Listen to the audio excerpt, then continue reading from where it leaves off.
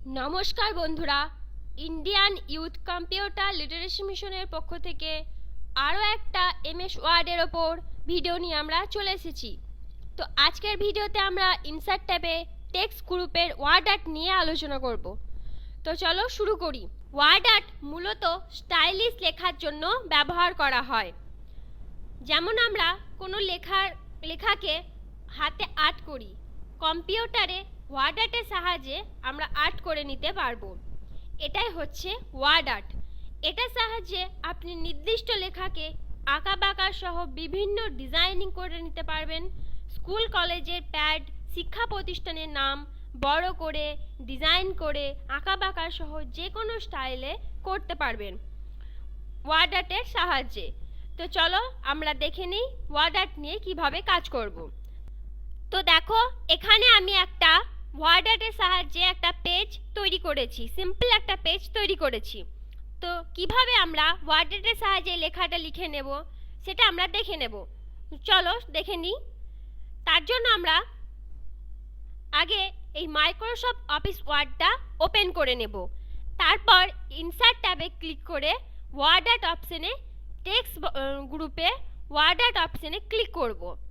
Word art অপশনে click করার পর এখানে অনেক রকম ওয়ার্ড আর্ট স্টাইল চলে আসবে। তো এখান থেকে যে কোনো একটা স্টাইল চুজ করে আমরা লিখে নেব। তো দেখো আমি একটা নিয়ে নিয়েছি স্টাইল। তো এবার আমরা লিখে নেব।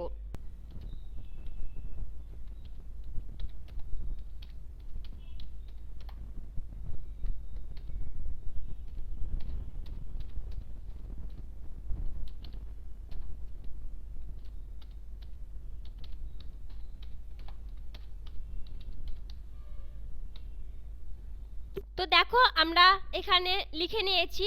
এরপর আমরা ওকে ক্লিক করব। দেখো ওকে ক্লিক করার সাথে সাথেই আমি যে ডিজাইনটা নিয়েছিলাম স্মার্ট আর্টে সেটা চলে এসেছে এবং সাইজটা ছোট এসেছে। তো আমি এই সাইজটা একটু বড় করে নেব। তো দেখো লেখার পর একটা ট্যাব ওপেন হয়েছে, ফরম্যাট ট্যাব। তো ফরম্যাট ট্যাব থেকে আমরা অনেক রকম কাজ করে নিতে পারবো। তো দেখি, তো দেখো রয়েছে ওয়ার্ড আর্ট স্টাইল। তো এখান থেকে আমরা যে ওয়ার্ড আর্ট এখানে যে স্টাইলটা নিয়েছি এখান থেকে আমরা চাইলে ওয়ার্ড আর্টের স্টাইলটা আমরা চেঞ্জ করে নিতে পারবো। দেখো অনেক রকম স্টাইল রয়েছে। এখানে এরকম হয়ে যাবে, এটা নিলে এরকম হবে। তো তারপর দেখো এখানে এটা রয়েছে। তো যদি ধরো নিচের দিকে নিতে চাই আরও এখানে প্রচুর রকম স্টাইল রয়েছে। দেখো তোমাদের যেরকম লাগবে, তোমাদের যেটা ভালো লাগবে তো তোমরা সেরকম নিয়ে নেবে। তো আমি এটাই রেখে দিলাম, আমি চেঞ্জ করলাম না। তো তারপর এখানে দেখো রয়েছে এডিট টেক্সট। তো এডিট টেক্সট থেকে আমরা এই টেক্সটটা এডিট করে নিতে পারবো। এখানে ফন্ট রয়েছে, ফন্ট থেকে আমরা এই যে লেখাটা লিখলাম সেই লেখাটার ফন্টও আমরা এখান থেকে চেঞ্জ করে নিতে পারবো। তো দেখো আমি চেঞ্জ করে দেখাচ্ছি। আমি এখান থেকে একটা ফন্ট নিলাম, তারপর ওকে করে নিলাম। তো দেখো ফন্টটা চেঞ্জ হয়ে গেল। তো তারপর এডিট টেক্সট থেকে দেখো এখানে সাইজ রয়েছে, লেখাটা সাইজ ছোট বড় করতে পারবো। তারপর রয়েছে বোল্ড, লেখাটাকে বোল্ড করে নিতে পারবো। তারপর রয়েছে ইটালি, লেখাটাকে ইটালিও করে নিতে পারবো। তো এই এডিট টেক্সট থেকে এডিট টেক্সটটা দেখে নিলাম। তো তারপর দেখো আমি এই যে লেখাটা লিখলাম, এবার আমি এখানে একটা ছবি নিয়ে আসব। এখানে আমি একটা লোগো বসাবো। তার জন্য আমি একটা শেপ নেব। আগে ইনসার্টে গিয়ে শেপ থেকে আমি একটা শেপ নিয়ে নেব।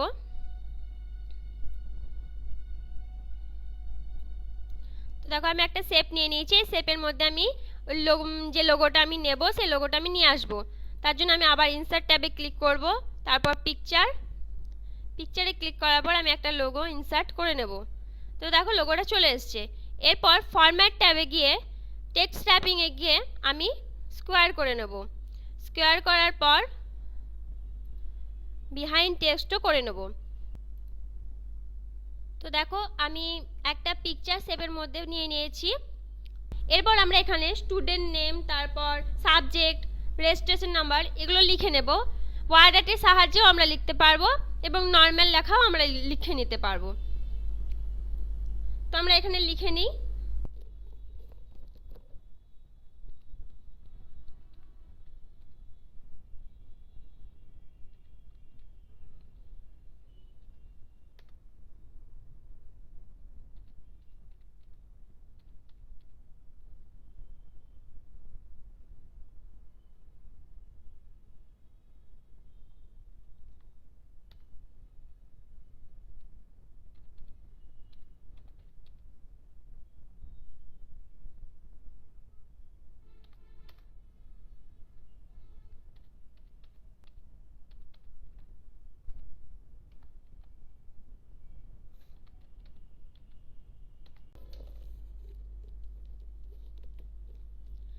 দেখো পেজের মধ্যে আমরা লিখে নিয়েছি student name, subject, registration number এবং কোর্স নেম।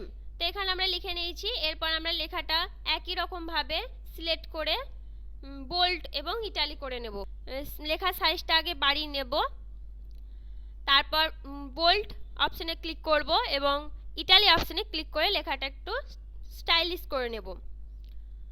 এরপর আমরা এই যে পেজটা বানিয়েছি, তো এই পেজে বর্ডার দেব। পেজ লেআউট ট্যাবে দেখো পেজ বর্ডার রয়েছে। এই পেজ বর্ডারে ক্লিক করে আমরা যে কোনো একটা বর্ডার এখান থেকে নিয়ে নেব। তো দেখো আমরা পেজটা সুন্দর করে সাজিয়ে নিয়েছি। তো দেখো এখানে ফরম্যাট ট্যাবে দেখো এখানে রয়েছে শ্যাডো এফেক্ট। তো এই শ্যাডো এফেক্ট থেকে আমরা এই যে লেখাটি নিয়েছি, তো এখান থেকে এফেক্ট দিতে পারবো। তো দেখো লেখাটা শ্যাডো এফেক্ট চলে এসেছে। তো এখানে দেখো রয়েছে চেঞ্জ শেপ। তো এখান থেকে আমরা যদি ধরো এই লেখাটির শেপটা যদি আমরা চেঞ্জ করতে চাই, তো এখান থেকে আমরা শেপ নিয়ে চেঞ্জ করে নিতে পারবো। দেখো এখানে এই শেপটা নিলাম, তা দেখো উল্টে গেল। তারপরে এখানে দেখো রয়েছে আরও শেপ রয়েছে। তো তোমরা যেরকম চাও তো সেরকম নিয়ে নিতে পারো। দেখো আমি এটাই নিচ্ছি, নর্মাল যেটা রাখে সেটাই নিয়ে নিলাম।